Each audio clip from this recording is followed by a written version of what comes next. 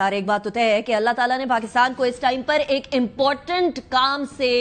سونپا ہے، اور وہ یہ ہے کہ دنیا کے اندر امن قائم کیا جائے، ایٹ لیسٹ اس کے اندر ایک سرٹن کردار ادا کیا جائے، جس کو پر ہمارے ہمسائے بڑے تل ملائے ہوئے نظر آ رہے ہیں۔ بھارت کا جو ایٹیٹیوڈ ہے پاکستان کی ثالثی کی کوششوں کی طرف، اپنے ثالثی کی کوششوں جو یوکرین اور رشیا کے بیچ میں تھی، اس کو بھول کے ایسے الفاظ استعمال کیے جا رہے ہیں کہ جس سے صاف ظاہر ہوتا ہے کہ پاکستان کا گین بھارت کو اپنا لاس ہی لگے گا، انسٹیڈ آف یہ کہ ریجنل گین اور گلوبل پیس کے گین کو سمجھا جائے۔ وسطیٰ کے اندر جو کشیدگی ہے اس کے اندر پاکستان کا کیا کردار ہے، ذرا اس کے بارے میں تھوڑی سی بات کرتے ہیں۔ میں آپ کے سامنے مشرق وسطیٰ کے اندر جو کشیدگی ہے اس کو کم کرنے کے لیے پاکستان کل سے ترکیہ، سعودی عرب اور مصر کے وزرائے خارجہ کی میزبانی کرے گا۔ یہ ذرائع کے مطابق کنفرمیشن ہے کہ 29 اور 30 مارچ کو اسلام آباد میں ایک انتہائی امپورٹنٹ 4 ملکی اجلاس منعقد ہوگا۔ اس 4 ملکی اجلاس کے اندر سعودی عرب ہوگا، ترکی ہوگا، پاکستان ہوگا اور مصر ہوگا۔ اس کے تمام کے وزرائے خارجہ ہوں گے۔ اس اسٹریٹجک اجلاس کی جو صدارت ہے وہ نائب وزیر اعظم اور وزیر خارجہ اسحاق ڈار کریں گے۔ مذاکرات کا بنیادی ایجنڈا ایران اور امریکہ کے درمیان بڑھتی ہوئی خلیج کو کم کرنا ہے، اور خلیجی ممالک کے اوپر جو مسئلہ ہے اس کو بھی کم کرنا ہے، خطے کے اندر امن و استحکام کو بحال کرنا ہے۔ ترک وزیر خارجہ نے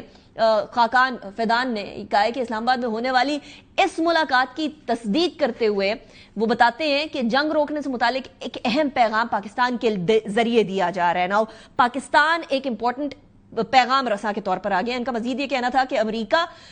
کے ساتھ ہماری بڑی ہم آہنگی ہے اور ہم ایرانیوں کو بھی بہت اچھے طریقے سے جانتے ہیں، ان سے بھی بات چیت کی پیشرفت سے مسلسل آگاہ کر رہے ہیں، اور موجودہ مذاکراتی پوزیشن جنگ سے پہلے کی صورتحال سے یکسر مختلف ہے، کمپلیٹلی ڈیفرنٹ ہے۔ ترک وزیر خارجہ نے یہ بھی تسلیم کیا کہ ماضی کے تجربات کی روشنی میں ایران کو مذاکرات پر اعتماد کی کمی کا سامنا ہے، ایک لیک آف ٹرسٹ ہے، تاہم پوری دنیا اس غیر منصفانہ جنگ کا خاتمہ چاہتی ہے۔ اب اس ساری سچویشن کے اندر پاکستان کا کردار کہاں تک، کب تک اور کیا اثرات مرتب کرے گا، یہ ایک اہم سوال ہے جو ہر پاکستانی کے زبان پر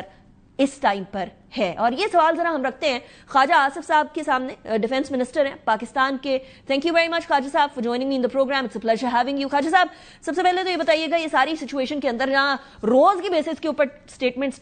چینج ہو رہی ہیں، کبھی ٹرمپ اسٹریٹ آف ہارموز کو اسٹریٹ آف ٹرمپ کہہ دیتے ہیں، کبھی وہ کہتے ہیں کہ ایران ہم لوگوں کو کہہ رہے ہیں کہ میز پر آئیں، ہم چاہتے ہیں میز پر آئیں، کبھی ایران سیدھا کہہ دیتا ہے ہم نے تو کہا ہی نہیں ہے اس طرح کی، کبھی وہ بوٹس آن گراؤنڈ کی بات کرتے ہیں اور ایران کے جزیروں کے اوپر قبضہ کرنے کی بات کرتے ہیں۔ اس ساری سچویشن میں پاکستان یہ جو کلیدی کردار ادا کر رہا ہے، یہ کہاں تک اور کب تک کارآمد ثابت ہو سکتا ہے؟ اس کے نتائج ایکسپیکٹڈ کیا ہیں ہمارے طرف سے؟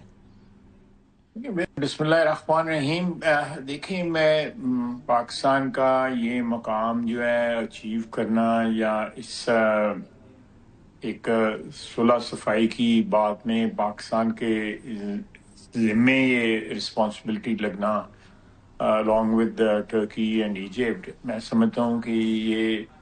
اٹ سیلف ایک بہت بڑی آنر ہے اور بہت بڑی کامیابی ہے ہماری حکومت کی کہ ہم نے پاکستان کو اس مقام پہ لا کھڑا کیا ہے جو پچھلی 78 سالہ تاریخ میں پاکستان کو اس کے قریب بھی کہیں یہ مقام جو ہے انٹرنیشنل پالیٹکس میں، ڈپلومیسی میں، سفارتکاری میں کہیں بھی یہ مقام نہیں ملا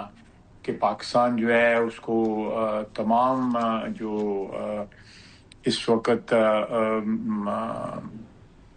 فریق ہیں اس جنگ کے، وہ سارے کے سارے جو ہیں ایک اعتماد کا اظہار کر رہے ہیں۔ ہمارے جو گلف میں بھائی ہیں وہ بھی اعتماد کر رہے ہیں۔ ایران ہمارا ہمسایہ ہے، بھائی ہے، اور صدیوں سے ان کے، بلکہ کئی ملینیم سے ہمارے ان کے ساتھ تعلقات ہیں، وہ بھی اعتماد کر رہے ہیں۔ اسی طرح امریکہ ایک سپر پاور ہے، وہ بھی اعتماد کر، تو یہ میں سمجھتا ہوں کہ ایک بڑی مونومنٹل سکسیس ہے ڈپلومیسی کی ہماری اور ہماری حکومت کی، جو جس کی تاریخ میں مثال نہیں ملتی۔ لیکن ہیونگ سیڈ دیٹ، ابھی کسی کنکلوژن کے متعلق جو ہے بات کرنا جو ہے نا وہ قبل از وقت ہوگا، بلکہ میں بھی محتاط رہوں گا کہ کسی ایسی کوئی بات یا ایسے الفاظ نہ مجھ سے ادا ہوں جس سے ان تمام ایفرٹس کے کوئی کے ساتھ کوئی جو ہے وہ اس میں کوئی فرق پڑے یا اس کی جو ہے اس پروسیس میں. تو یہ میں اس لیے کہہ رہا ہوں کہ ابھی یہ اٹ از جس کو کہتے ہیں نا ابھی اس بات جو ہے بالکل شروعات ہے. تو اس سے اس بحث میں پڑھنا جو ہے میرے لیے تھوڑا سا محتاط رہنا جو ہے نا وہ زیادہ ایڈوائزیبل ہے. انڈرسٹینڈیبل.